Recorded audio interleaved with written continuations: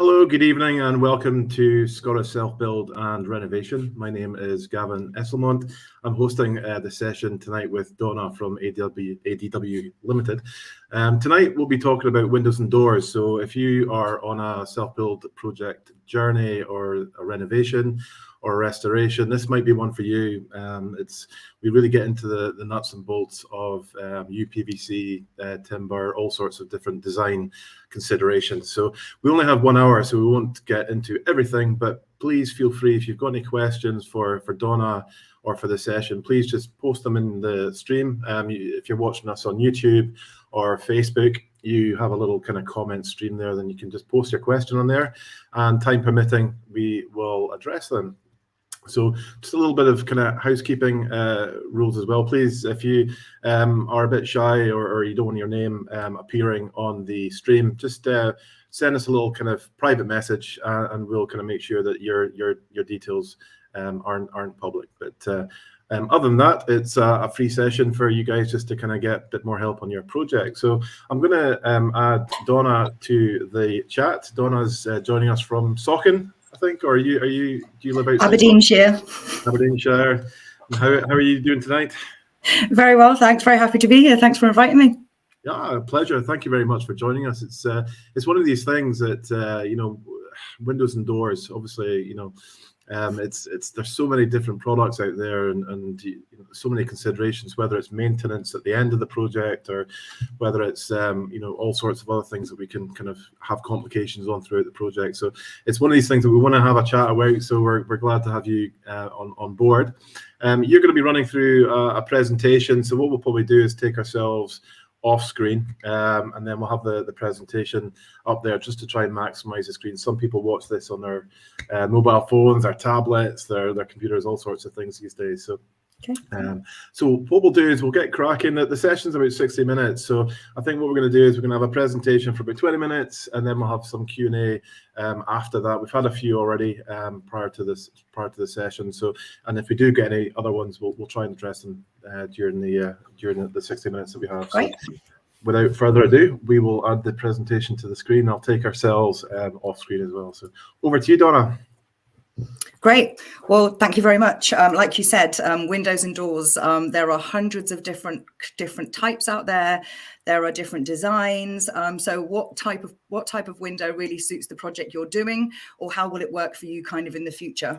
There's lots of different types of windows and doors out there. It's whether or not, like you said, we've got maintenance issues across the life of the product, or if it's not going to fit in with the area that you're building, or if you're renovating in. So what we're going to do is just go through few different types of windows and doors, because really when we started, it was just a glass covering. So we had a space in the building where you really wanted to just put some glazing just to let some light in. They're much more than that now. We're looking into materials and what they can do for us. Are they sustainable? Are they recyclable?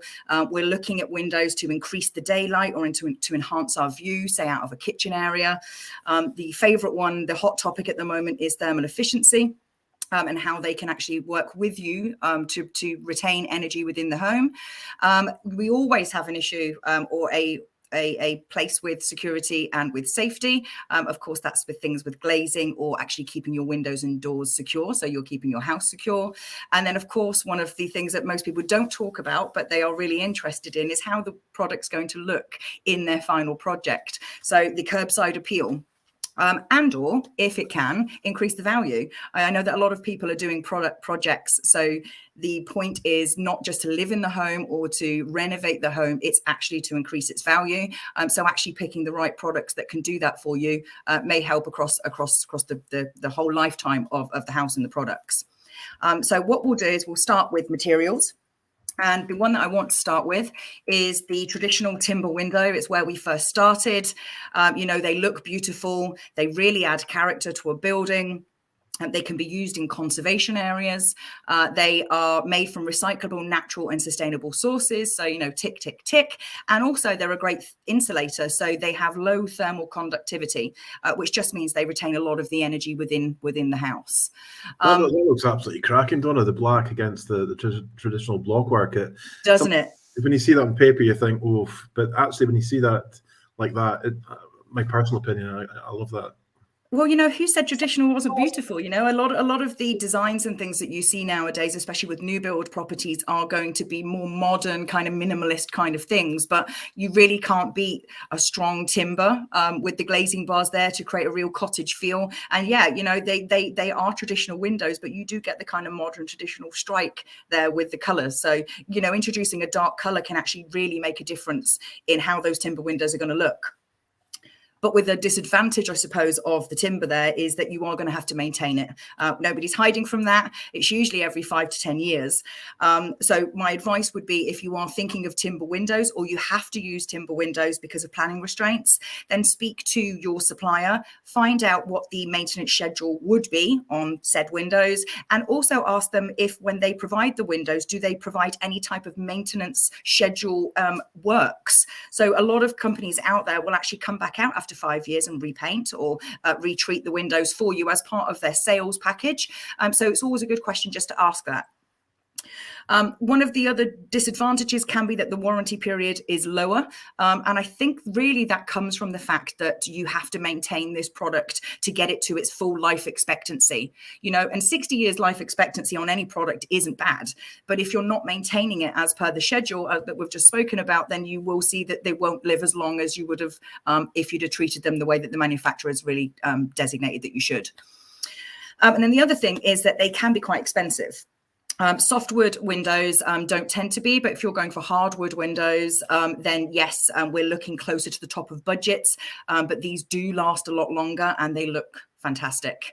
One of the main issues with regards to not maintaining wooden windows is that untreated frames can warp or rot, and of course it will reduce the lifespan. But timber, first one, A-okay. So then we move on to UPVC. I call it the nation's sweetheart, simply because most people would have had UPVC windows already, or would have been in another house where they would have had them. They are used in most projects, so there aren't usually any issues with regards to planning restraints. It's usually a bit of a lower initial cost. I say initial cost because if you look at the disadvantages, then the life expectancy on PVC products can be lower. So actually on the lifetime of a building, you may need to replace PVC windows much sooner than you would timber or any of the other products that we're going to look at tonight. As you can see from the picture, that doesn't look like a traditional UPVC window. It's a beautiful green color. It's replicating a timber system. So lots of ranges of colors, lots of ranges of styles, and the nature of the product, it is very low maintenance. But of course, with good comes bad. And the negative parts of the PVC windows here are they're not great for the environment. They tend to have larger profiles, which means that your glazed area on each aperture is reduced, therefore reducing the amount of light that comes in and the amount of view that you're getting. We've kind of looked at the life expectancy already, but with white PVC windows, there is an issue that sometimes if they're in direct sunlight, they can tend to discolor and yellow.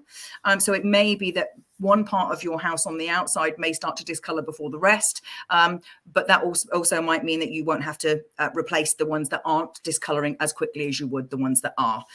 So just to round it up, great, lots of choices, lots of colors, low maintenance, but you probably are going to have to replace this in the lifetime of your build.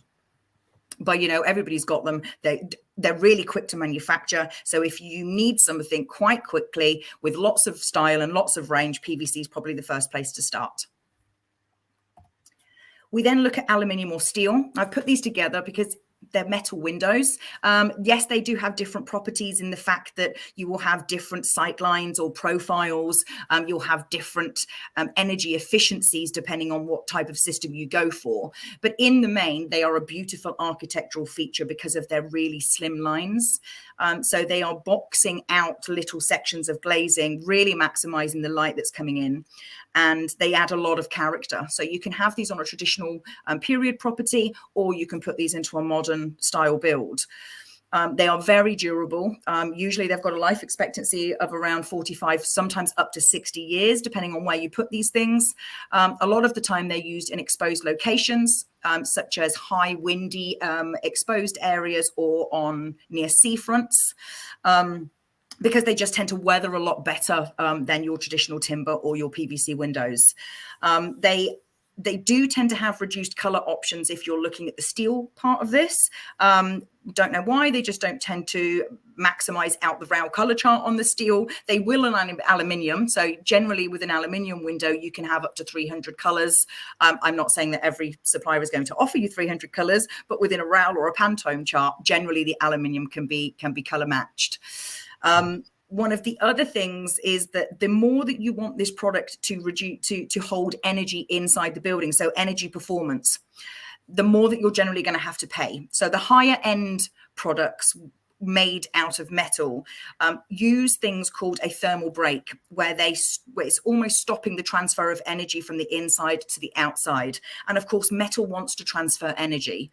So what we find is that the higher specification aluminium and steel products tend to be at the higher end of the budget. Why is that? Is that because of materials or? Well, it's with aluminium, it doesn't tend to be. It's mass produced, and as I say, you can get it in lots of colors and things like that. But with regards to trying to keep energy in the building, because it's a metal product, it wants to transfer through naturally. It's a conductor of energy. So what they have to do is do things that they call thermal breaks, which is inside the product. And what it does is it acts like a thermal stop, so that it stops as much cold energy getting in, but also retains a lot of the warmer energy inside the house. So one thing to look out for if you're specifying wholly steel or aluminium windows is going to be that thermal break, Gavin. Okay. And then the only other thing, they look beautiful, they last a long time, they may cost a little bit, but they can also create a cold and commercial feel inside. Really be careful on what it is that you're trying on what you're trying to achieve externally and internally, because a lot of the time these aluminium or steel products can look really beautiful on the outside, but they don't give the desired cozy or warm effect to the inside of the property. You can actually get past that somewhat if you can have a dual color. Don't ask me why, but if you have a dark color on the outside and a neutral color on the inside tends to feel warmer. The frame itself is going to be colder to touch, so perhaps that's something that you might want to consider. If you're looking at these types of windows and you love the sight lines, you love the designs, you like the performance, then there is another product that you can use which will give you something else back. So we're going to talk now about the composite window. So the composite window is using two materials, really. It's for the purposes of tonight, what we'll talk about is aluminium on the outside and timber on the inside. So you're getting all of the benefits that I just explained with all of that aluminium or steel product, but then you're taking all of the advantages that we were talking about with the timber product to start with. So really what we're doing is we're taking off the negatives of two products and adding them together to really bulk up its performance. So with the external aluminium, you're getting in more light, you've got slim profiles, you've got low maintenance, you've got a long life expectancy, and with the timber on the inside, what you're then doing is taking away the commercially cold feel of the aluminium, and you're putting timber on the inside, which then gives you a great energy performance and actually brings down the cost of going for those high-end aluminium or steel products with expensive thermal breaks, because you're using the traditional properties of both products and putting them together to kind of get an all singing, all dancing, best of both worlds type product. It's not going to be for everybody. A lot of these products are very modern looking. So if you wanted something like a traditional timber window, then the composite window isn't going to be for you. And if you have planning restraints, like in some conservation areas, you wouldn't be able to use the composite product just because they wouldn't want you using aluminium on the outside. But in the main, Donna, sorry to cut in there, but in terms of planning, do you tend to find that they're being a bit more open in terms of materials and style, or is it still quite, certainly in listed building kind of areas, or I can imagine it's still as hard as it ever was, but I mean this style is lovely, but then once you kind of present that to the planning, do they tend to be a bit more strict on what you can do and can't do? It's a bit of both, Gavin. It really depends on where you are, what the planner is like. Has there been a precedent for it previously? What are the other buildings like? What has everybody else done in the last 10 years? And it's really down to that. But yes, in the main, planners are becoming a little bit more relaxed with regards to having more energy efficient, low maintenance products, which don't necessarily scream, I'm not a natural product, if you like. So perhaps going for an aluminium frame which has a more muted color or in a matte finish would be more accepted to a lot of planners than something which is in a high gloss or in a really bright color, for example. So that was the main 4 types of windows. What I'm going to do now is kind of move on to characteristics or functionality of the windows once you've decided which product, which kind of material is for you. So really the first thing at the top of this slide that I want to show you is the difference in different suppliers. We have the same aperture, so the same opening in the wall, if you like, and we've input 2 products. Both products are opening windows, but you can drastically see the difference in the sight lines.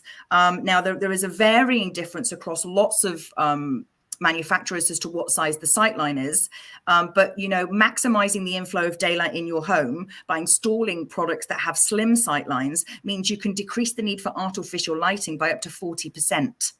So again, we're talking about health, we're talking about a great indoor climate, natural lighting, natural ventilation, and having something which actually extends or it maximizes the glazed area in each aperture. It can reduce the need for popping those lights on, which again is going to help save you money over the long term with energy bills causing us all types of difficulties right now. So anything that you can do to bring in natural light, and of course, the larger the glazed area, the more heat will come in through when the sun's shining through that aperture too. Trying to get something which has slim sight lines will always be more beneficial.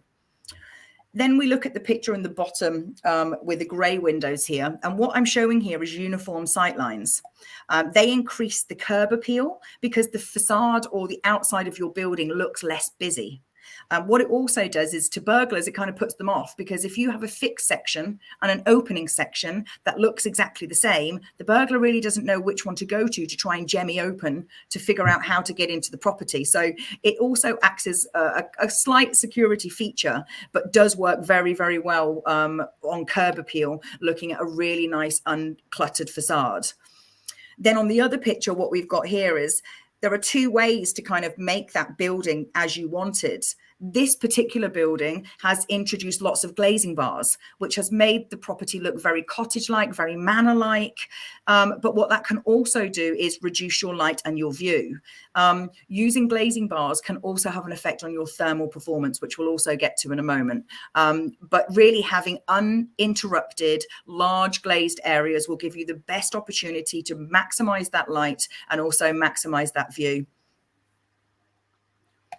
So look at the best way really to use the space that you've got. So what we're going to look at next is doors. And think about, when I'm talking about these doors, as to how they're going to work for you. You know, there are lots of different types of doors out there. We have bifolding, French casement doors, and we have sliding doors, but each will offer a different thing to a different person. So it's about looking at what product is right for you and the function that you're going to use it as. What I mean is one product doesn't fit all of the time, and actually looking at how they're going to work when they're open, closed, how often you're going to use them is really going to come into play when you're specifying doors. So the first one we'll look at. I know this webinar is not about promoting ADW, but in terms of the whole kind of technical specifications, and do you guys follow it all the way through from meeting the client, understanding their wants and desires, right through to dealing with the architects and all the other kind of interfaces that a self-builder or a renovator would have to deal with? Sure. It starts from this kind of thing, really, Gavin, or the trade shows that we do with you guys. You know, we're meeting people who are out there kind of looking for their next product for the next part of their project. So yeah, I mean, we start with talking to people who are saying, I'm dreaming of doing this project at one of your shows or at something like this. We then would then meet them in the showroom where we'd show them the products, where, you know, you can kind of kick the tires a little bit better, a little bit more of a quieter environment than one of the trade shows. And then we can talk to your architect about specification. If you're looking to build a passive house, something like that, we can definitely give you all of the technical information which your architect is going to need to work out your SAP calculations and things like that. We give a very comprehensive quotation, which includes data on your light transmission, your solar gain, and the U value, so how the window is going to perform for you. And then we like to meet the people again once they've decided everything that they want for their project, and then we take them step by step through the ordering process. So really, cradle to grave, we're with them from the idea of wanting to do a project right the way through to installing. We have a group of approved installers who work with us across Scotland.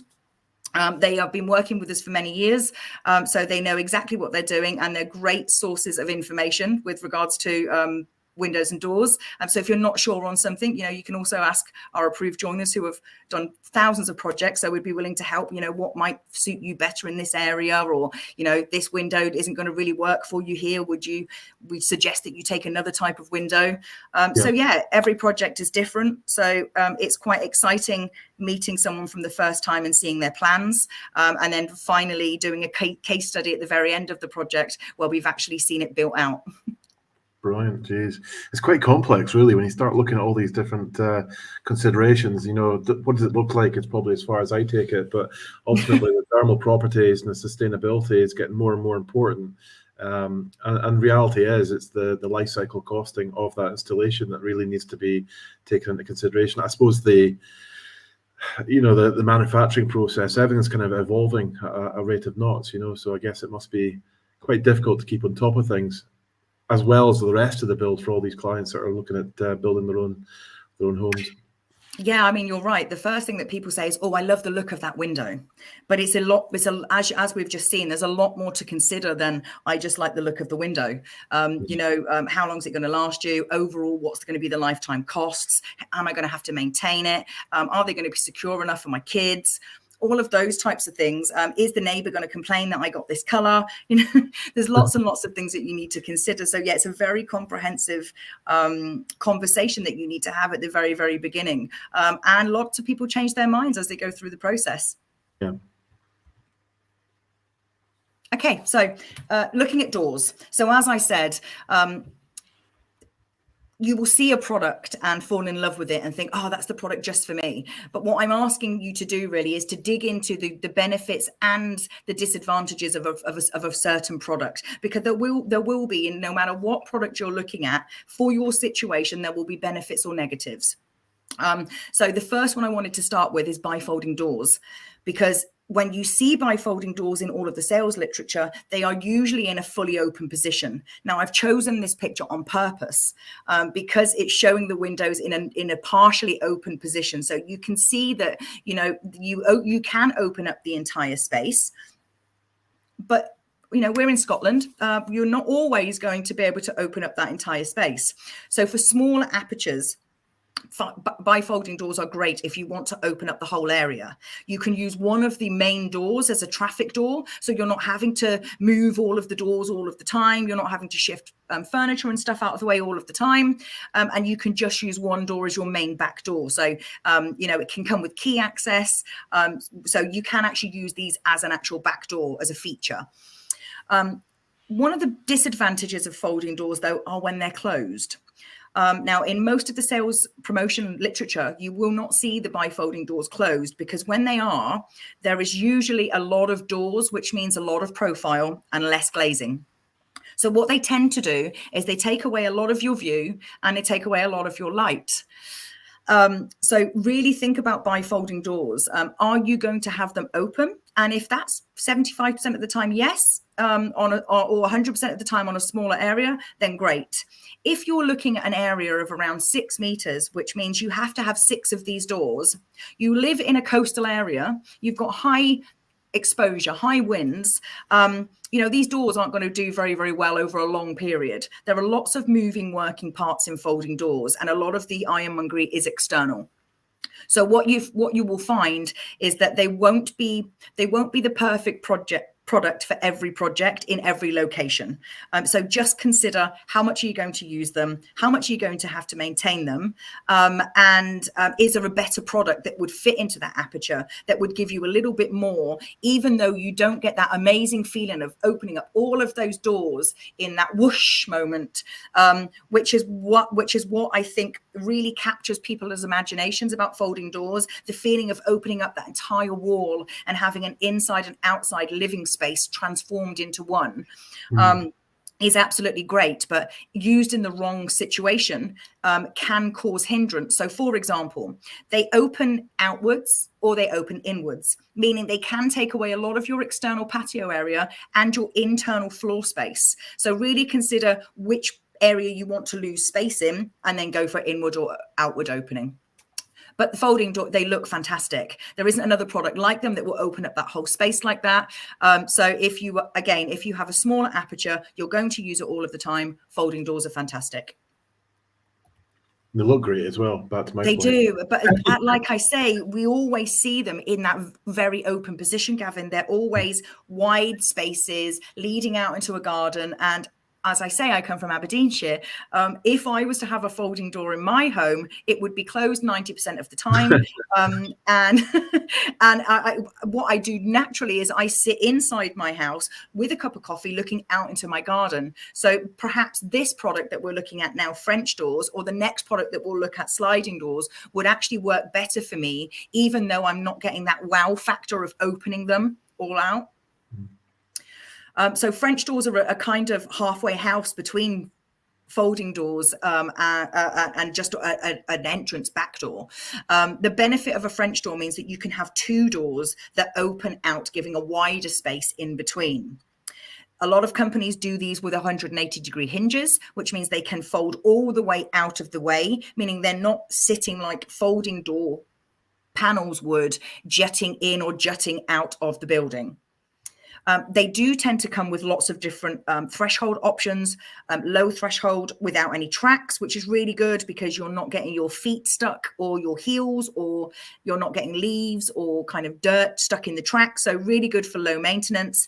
And a lot of them tend to have very slim profiles, which will match in with your windows. So what you end up having is beautiful large window doors, which maximize the light, maximize your view.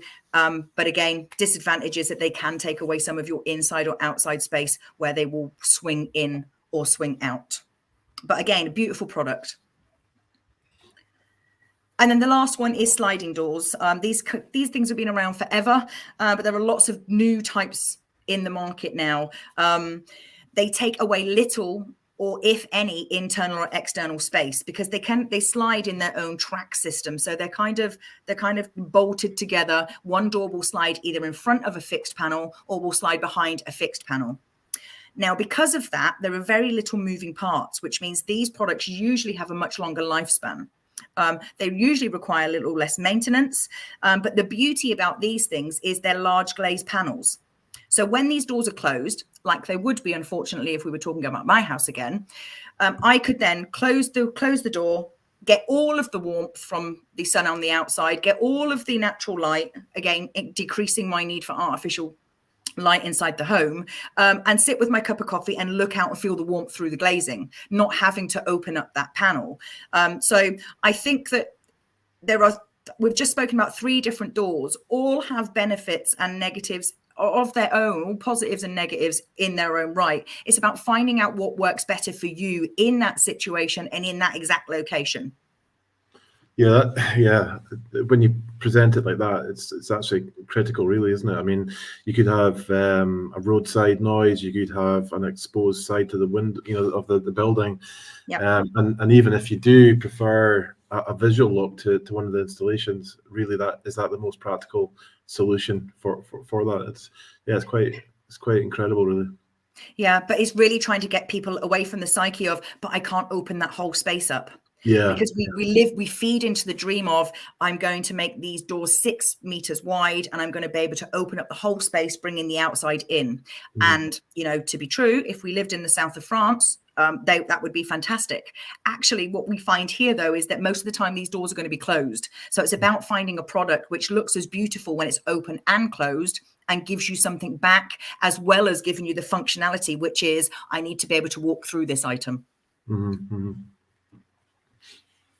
One of the other disadvantages of patio doors is that they don't always offer external locking. So unlike the French doors and the bifolding doors that we looked at, you may not be able to use this as an external access door, meaning you can't get out of your car with the shopping bags, get your key out and open it and use it as an entry point. A lot of these with slimmer sight lines are only egress only, meaning they are only openable and closable from the inside.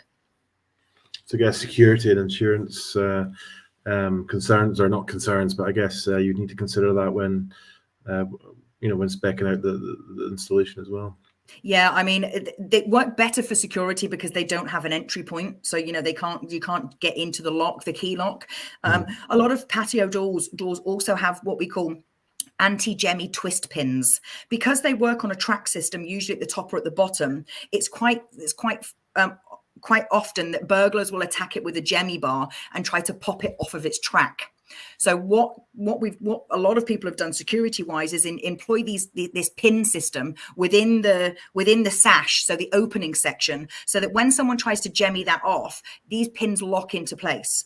Now you will need to replace the door, but they will no longer be able to pull that panel away from its fixed light, therefore not gaining entry. So there are lots of security features added to these types of windows and doors to be able to stop burglars from getting in, and or stop burglars getting out through your larger apertures with your sofa and stuff.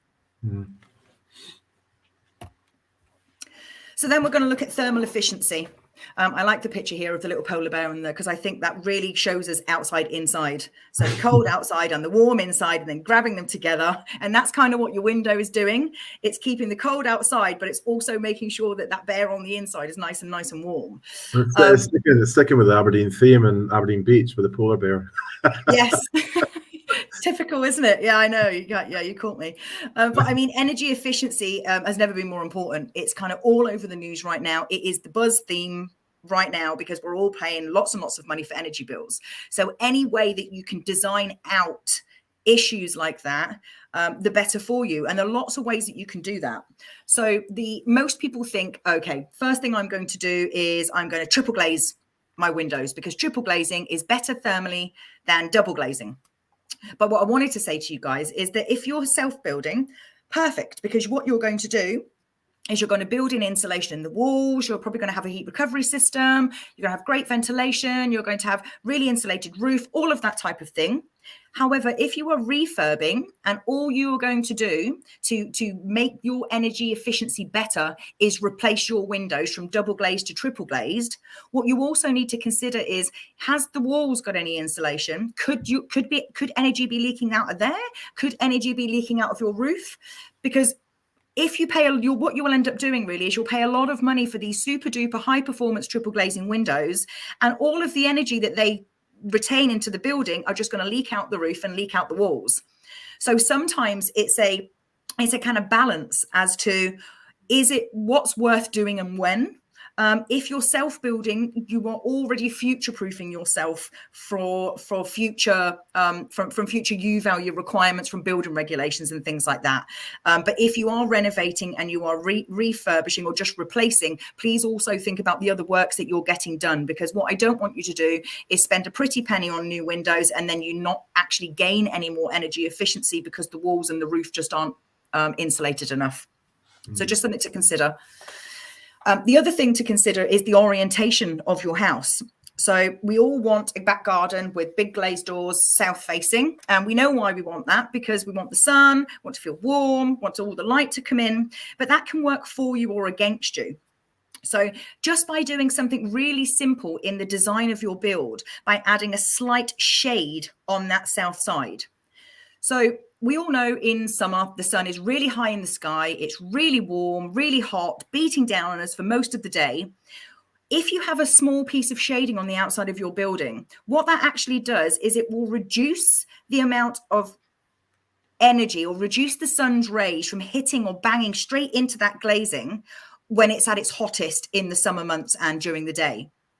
So what it's doing is it's acting like a natural shade, so that you're not then having to pull blinds, you're not having to open up all your windows because the sun's beating, giving you that goldfish bowl effect that you get in your car when you sit in it for too long with the sun beating on the window. So that's a benefit. It's a natural piece. It's a natural piece of the building which is working as natural shading. Now, what that also does is it's only reducing the sun's rays in the summer months, because in the winter months, the sun sits lower in the sky. It's not around for as long during the day, and it sits much lower. So because it's riding lower in the sky, what it in fact does is it nips right under that piece of shading that you've put there, and then starts to shine in to the room that you want to light up when there's no light, when it's winter, or you want to warm it with that winter sun. So actually a tiny piece of shading on the outside of your building can actually do all of that for you if your house is orientated towards the sun. So it really doesn't matter which elevation we're talking about now. The elevations that are facing the sun, think about shading like this rather than having to employ solar glazing, which will turn the sun off all year round. Solar glazing is a brilliant product, very expensive, but what it does exactly what it says on the tin. It stops the sun or reduces the sun from coming in. But of course, it also does that during the summer months. So you're reducing your light, you're reducing your heat, and you've paid a premium to do that just to make you a little bit cozier in the winter. My advice would be look at the actual building, look at the actual design of the building and create yourself some shaded areas rather than having to put in solar shading. Or on the outside, try looking at brise-soleils, which will also offer shading in areas that you want when you want it. Is there any technology out there that arts? I'm hearing about obviously the kind of thermal efficiencies, etc. But can we harvest the energy being captured by the glazing and convert it into cooling or heating? Well, yes, you can. There are actually technologies out there now which are solar glazed units. So it looks like a piece of clear glass. It's fitted into a window, and actually it's a solar panel. Oh wow! Okay. So they're new to the market. I'm sure they're still within testing. They're not as widespread. I think they're quite expensive at the moment. But if that's the way the market's going, then great. I can't see a reason why anybody would want to build a house without this glazing. Yeah. It's paying you back straight away. You're not losing any of your light. It's fitted in there. It's fitted already in your building, so you could tie it into your electric system as you're building. So yeah, lots and lots of great marks for that type of thing. But right now, it's still down to things like solar panels on the roof, which is a much more cost-effective way of doing it. And of course, building passively to passive house standards or the equivalent, meaning that you're making almost airtight, but any energy that you generate within that home is then being used elsewhere in the home, almost like a harvesting unit, and you're not losing any energy at all. So there are lots of ways to do it. It's just these two you don't normally hear about very much, and they are quick save and quick wins if you're considering doing a build. The bit about shading and the bit about if you're going to triple glaze, make sure that the rest of the stuff's done, because otherwise you're throwing money down the toilet, really. Yeah. The last two pictures on here kind of show. Time check, Donna. Sorry to cut in there. Quick time check. We've got 20 minutes to go. We've got 5 questions at the end. So maybe we'll if maybe give us another 5 minutes for the presentation, do you think? And then maybe 10 minutes for the questions, and then we can wrap up at the end. Does that work? Yeah, no problem at all. Perfect. So the last pictures that you can see on this slide here, at the top, you've got a beautiful white room with glazing bars in the doors, and at the bottom, you've got a beautiful big kitchen, and they've gone for no glazing bars, larger glazed areas. And the two there don't look very dissimilar. However, the one at the top is going to have a much worse U value than the one at the bottom. And that's just simply because we've put some glazing bars in there. So the quickest rule to remember is the less busy or the less things you have within your glazing, the better it performs. So inside a glazed unit, you normally have something called argon gas. That's moving around in there and giving you your thermal performance. The minute that you put glazing bars inside that glazing, it stops the gas moving around as it would have in a larger area, therefore pushing your U value up. And if you remember one thing about thermal efficiency, just remember this. The U value of your windows and doors, the lower the number, the better the performance. So for example, a double glazed window is 1.2 watts per meter squared, and a triple glazed window is 0.8. The 0.8 is allowing less energy to transfer through it. So with a U value, you're looking for the lower the number, the better. And by making it very, very simple, like the one below, and not having any glazing bars, you will maximize the U value from that unit. Security, quite simply, there are too many burglaries that go on around the country. It happens every 40 seconds. 56% happen during the night, and 57% happen when people are still at home. So scary, scary thought. So we won't dwell on that. What I want to tell you here is that up in the top two corners, we have Secured by Design and QMark.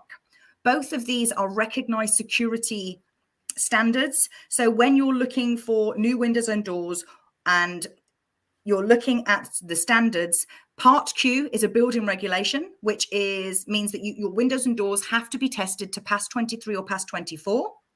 This is seen very much in England. In Scotland, the Secured by Design or equivalent is usually what is seen in specifications. And Secured by Design is a police initiative to design out crime. Production companies have to test their windows with a toolkit. If the window doesn't break, Secured by Design is certified, and the same goes for Part Q. Two different tests, but both show security. So if you can, look for the QMark and look for the Secured by Design. I'd love that job. I think I would be good at that. Coming along with your swag bag and trying to break into a couple of windows a day. I think I might enjoy it myself, actually. Well, I was even more thinking about testing the windows, you know. And then the last slide, really, increasing value. I know that when we're self-building, we're doing it because we're building our forever home, but it's always nice if the value goes up with it, isn't it?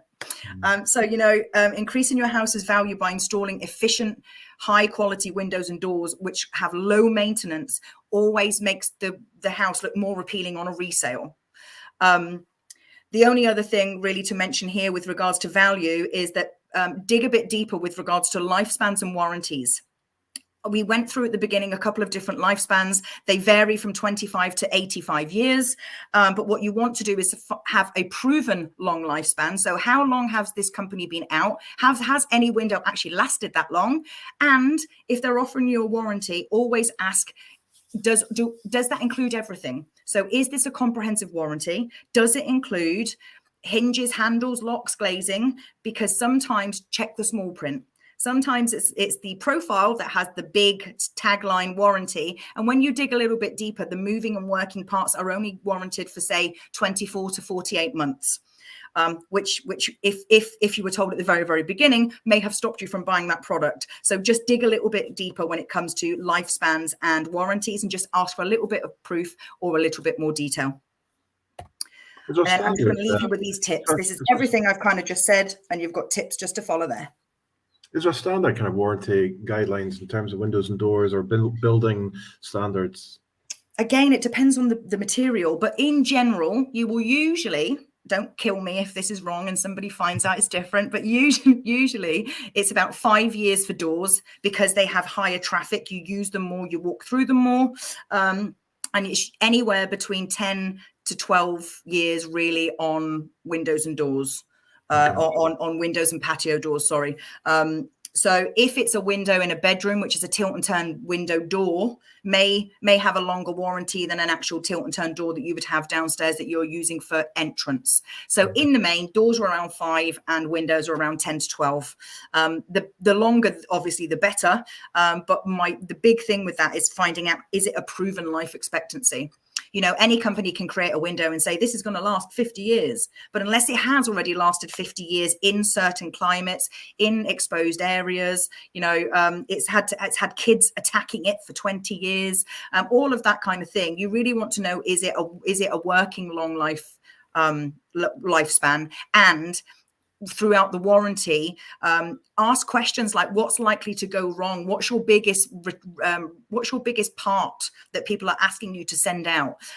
Just having little details like that, so that you might know that this product might have a 10-year warranty, but the product next to it's got an 8-year warranty, but the supplier is saying that they've never had to send out any new parts, whereas the one that's got the 10-year warranty has to send out a new handle every 2 years.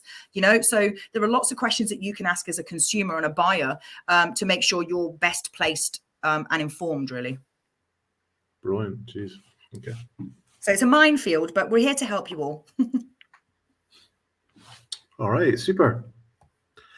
So what we'll do is, that was well timed because we're on quarter to 8. Sorry to be a time master, but we're trying to keep it within 60 minutes. So that was very well planned. So thank you for that. Lots of information there, obviously, all the way through to maintenance and ultimately warranty and all the rest of it as well. So things to really consider.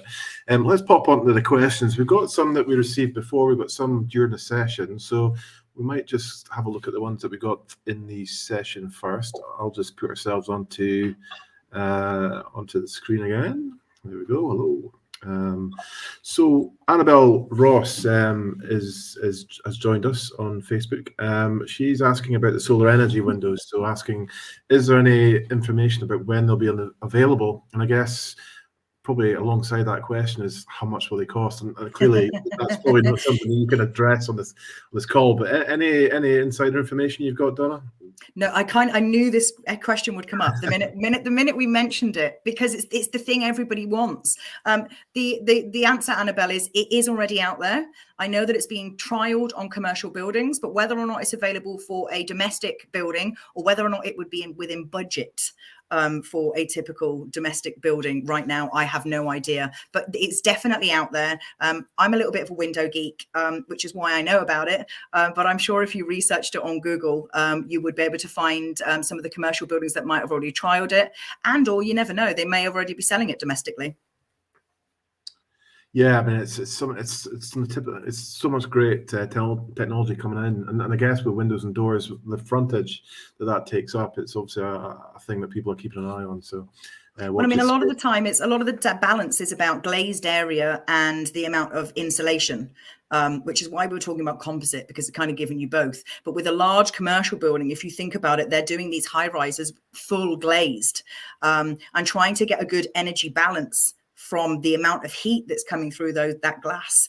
What they're ended up doing is that they're doing full facades of glazing, and then they're putting on solar shading on the outside across the glazing, which kind of defeated putting all the glazing in to begin with. So having something like the solar energy window just means that you're capturing all of that, harnessing all of that free sun's power, where it's going to hit most, which is across that glazing on a higher rise building. So I understand exactly why they're doing it. It's just, I don't know if I could afford it yet, and if it's going to be widely available. That would be an interesting move for ADW to get involved in as well. I bet after this I'll have a phone call. We'll look into it. Hannibal, any thoughts on corner windows? How robust are they in the northern climate? Corner windows are great. Now, with regards to domestically bought corner windows, now remember, these aren't the same as your jewelry shop windows, where they're almost bulletproof. You have a 12 mil pane of glass kind of bonded onto another one, which is called a bonded corner in commercial terms. But corner windows, glass to glass, are great at opening up corners. However, if it's a glass to glass corner, what you need to consider is there's no profile down the actual corner section. So robust they can be with regards to safety. However, with regards to energy efficiency and condensation, because they are just a glass to glass exposed to the extreme, either cold outside and warm inside, what you can get is condensation on the inside of these corner units. But the way to get around that is not to have a glass to glass corner, and to put a corner post in instead of. And lots of companies now, what they're doing is they're mitering the corners like you do for coving, for an external corner of coving, and they're mitering the product back, reducing the size at the corner. So instead of having a bulky window and then this huge post in the middle, you're actually reducing the size right down to have a small post and a less profile on the corner. So if you're worried about that in a northern climate, my suggestion would be to actually just go for a smaller corner post. You're not going to lose that much view, because what you might end up happening is during the morning, if you say, as the outside is still cold and the inside's heating up, you might not be able to see out of that window due to condensation, because a lot of the time the frame around a window stops that, because it's taken the insulation. With a glass to glass, you do have the probability, or if you were to put it behind a wood burning stove, for example, if it's freezing cold outside and your wood burning stove is nice and warm on the inside of that glazing, again, it's going to create condensation. So they may look beautiful, but don't work in every application. And sometimes a smaller corner post is potentially the way to go. And structurally, I mean, when you're talking there, and I'm thinking about corner windows, I'm thinking structure, and the, you know, I take all the kind of energy comes down. Does it kind of, is there some sort of steel that goes across the? Well, usually the window itself can support itself because it's got a frame top, side and bottom. However, if you were to try to stack them, so if you were to try and stack them one on top of the other, they wouldn't be able to bear the weight on that corner. So at that point, you'd have to cantilever out every layer. Because you'd have to bear the weight away from that window. You're quite right. It's more, what word do I want to use? It's less strong at that corner point. Yeah, I guess. Yeah, no, I'm no expert, so but it's interesting. To be honest, on structural stuff, neither am I. You're holding your own there. Okay, cool. And I will just, this last one from Annabelle again. Thanks for info. I'm in conservation area in Kingorms, where they're not keen on roof solar panels. So fair enough. But, the problem being is that although conservation areas do tend to be more restrictive on products that you can have, we are trying as a nation to become more thermally efficient. So it's really difficult that you are in an area like that, a beautiful area like the Cairngorms, where you want to be building in an eco and a friendly way. And, you know, roof solar panels are probably one of the easiest ways that you can try and generate your own energy to save yourself some money. So I'm really sad that that's not available in your area. I would keep on at your MP and get friends with the planner in that area and just keep, you know, doing what I kind of do and kind of get on my soapbox about, you know, we need to move. Yes, we need to keep tradition, and yes, we need to build to certain standards. However, moving forward, we also need to be looking at becoming a little bit more greener, a little bit more energy efficient, and of course, spending less on energy, which you're trying to do, unfortunately. Absolutely. Super. We talked about warranties earlier on, and I think we maybe covered this one. So we talked about just being more aware of what warranty actually means in terms of what you're signing up to. So, you know, does it include the actual kind of the moving parts of the actual windows and doors, or what else does it cover? So, yeah, and I guess ultimately, if there's no kind of standard to these things and what it should and shouldn't include, maybe just reaching out and getting advice, you know, whether it's from the project manager, architect, or whatever, but not just taking a bit of paper and assuming it's all belts and braces. It's exactly. I mean, to be fair, you know, we're in the window and door industry and we're trying to sell product. So usually when you're doing advertising, you tend to shout out your strap lines, which is a great thing, because as a consumer, you then just see the headlines of, okay, this window is available in 10 colors. It's available double and triple glaze. It has a 10-year warranty. You know, and if that's really just to grab you in. My suggestion is that you read in detail what is warranted and how long it's warranted for, because as I said before, you can spend a lot of money on a premium product that only has a 2-year warranty on the hinges, handles and locks, which are the things that you use the most. So my first question would be, you know, if this is a quality product and you've got a life expectancy of 65 years, why is it that you will only warrant the handles, the hinges and the locks, the actual pieces I'm going to use most, so the most worn pieces? Why is it that isn't guaranteed for a lot longer? Yeah. And then let them answer the question to you, because it probably shouldn't have a 10-year warranty. It should probably have a 5-year warranty, because you know those bits are going to break down in 24, 48 months. So, you know, asking the questions that they don't want you to ask. And, you know, you're the consumer, you know, don't be scared to ask for the detail, and to keep going back and asking the same questions and compare competitors, you know. Go out to, once you've found the material you want, you know, go out, there's hundreds of hundreds of different competitors out there doing the same type of product. So, you know, shop the market, find a rapport with the company is another thing, you know. Finding the right product is difficult, but finding the right partner to provide it, install it, and, you know, hold your hand through that process is a very, very important thing. So coming to see people at trade shows or coming to webinars like this to kind of fill you up with the information you need gives you time to then talk to your suppliers in a little bit more detail. Yeah, and you're in control. Ultimately, you're at the start of the process, so you have exactly time to get involved, and it makes you more informed throughout the whole project. So, yeah. Lead times, good question from from a viewer on Facebook. So obviously we've had COVID times, we've had all sorts of impacts. We've got a war going on. We've got all sorts of. What else can they throw at us? Yeah. I mean, to be in the main, it's quite simple. We're an 8 to 12 week lead time. Sometimes that lead time is extended only because, you know, lots of people like to build in the spring. Lots of people like to build in the summer. So we tend to have a little bit of a rush. It tends to go like this throughout the year. So we'll have a little bit of a hush over winter. And then people are really trying to get ready for spring because they want to get ready on site. But it goes in peaks and troughs, but usually 8 to 12 weeks. There's also there, and given inflation, our prices continue to go up.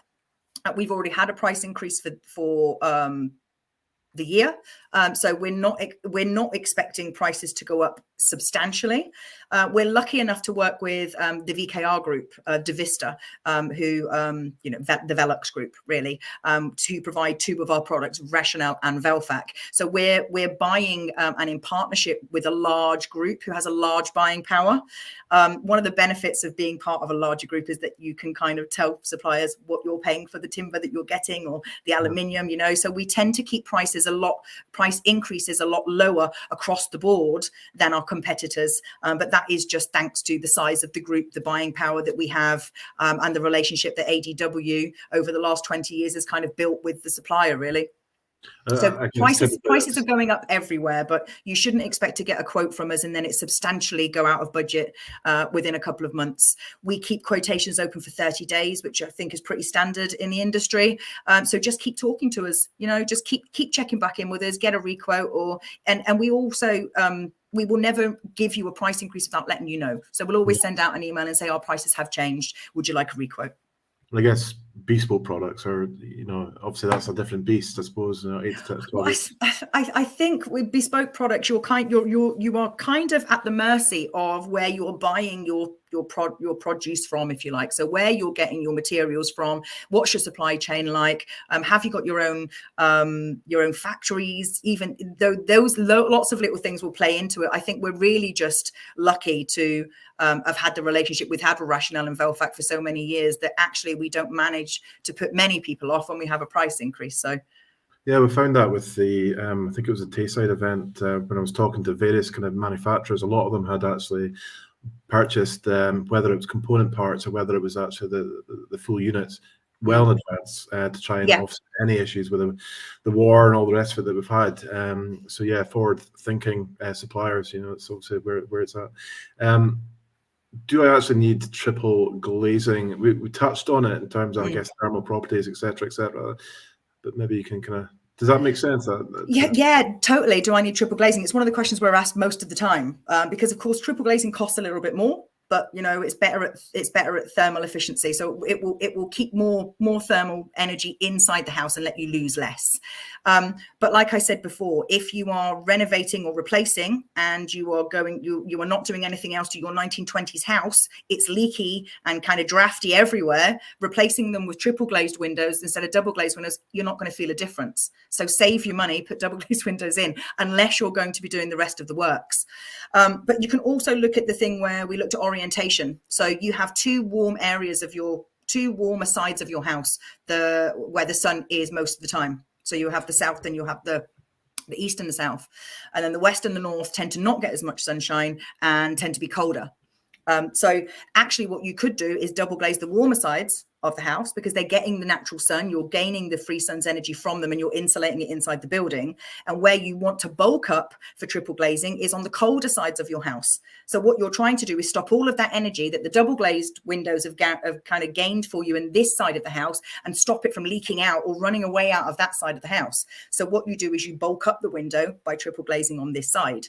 So it's a cost-effective way of working with the sun and the orientation, really. But we live in Scotland, so maybe triple glazing is best everywhere. Yeah, every project's different. Yes, Usually the cost between double and triple glazing isn't a massive uplift. So if you can triple glaze. But I wouldn't say there are many people in Scotland that have the issue of overheating on their south side most of the time, just because we don't get the prolonged sunshine for a prolonged amount of time. We do get the sunshine, but usually it's for a couple of hours and one day a week. You're not going to get the sun beating at its hottest on your glazed gable, giving you that goldfish bowl effect. Yeah, you only ever get the sunshine when it's freezing in the winter. Yeah, but speak to your architect. Your architect is there to help you. You download your dream to your architect, so you're more likely to tell more information on your wills, your wishes, your desires, how you want the house to work for you, than you would your window supplier. Because by the time you get to us, you've got a window schedule and you kind of know what you want. You're just looking for something which works good for you, looks good, and is going to be value for money. So my advice is download all of their information to the architect, because they're story gatherers, dream builders, and that's what their job is to kind of try and transfer all of that stuff that you're saying, like, I love this, I want this, we want. They download all of that and kind of make it into a piece of paper which says this was your dream on paper. I'm being surrounded by experts like you guys, and obviously there's lots of windows suppliers out there, doors, we've got to say that, but ultimately having people that are so clearly passionate like you in terms of the product and all sorts of other things, it only helps to get someone's dream actually into reality. So, and where can people actually, in terms of getting in contact with you, Donna, I mean, where can people get, timely, so where can people get in contact with you? I mean, obviously you attend events all over Scotland, or do you do all over the UK? Or no, all over Scotland. So they can see us at your next show, which is March the 11th. Which is March. So yes, looking forward to that. We do have two showrooms which we invite people to see. One in Cumbernauld in Glasgow and one in Socken in Aberdeenshire. The one in Socken isn't open every day, but my email and my telephone were running along there at the bottom. But you can find us or any information at Architectural Doors and Windows website, which is adwlimited.co.uk. The telephone numbers are all on there, so if you want to chat to someone about your project, just run something back and forwards. Do I think this product's going to work better? What opening function would you put in this aperture, etc., etc. Our sales team would love to speak to you about it. But if not, then come and see us at another show. Fantastic. Listen, thanks very much, Donna. I can't believe we're up to an hour already. In fact, we're at 1 hour 3 minutes. So listen, thank you very much, Donna. That was really informative. It's hopefully people watching have learned something, and we'll get in contact with you with any other questions. But in the meantime, we'll see you in March, which is only next month. I know it's going so quick. Where's the year going already? So we'll see you in Aberdeen in March. And for now, take care, and thanks for joining. Great. Thanks, guys. And there we go. That was Donna from ADW Limited. So feel free to get in contact with Donna. In the meantime, we're going to wrap up here. And as we mentioned, if you do want to see Donna again, she'll be doing a seminar at the Aberdeen event, which is at the Thainston Centre on the 11th of March in Drury, Aberdeenshire. So just feel free to pop along and get some more advice. In the meantime, take care, everybody. Have a great week next week, and we'll see you next month. Take care.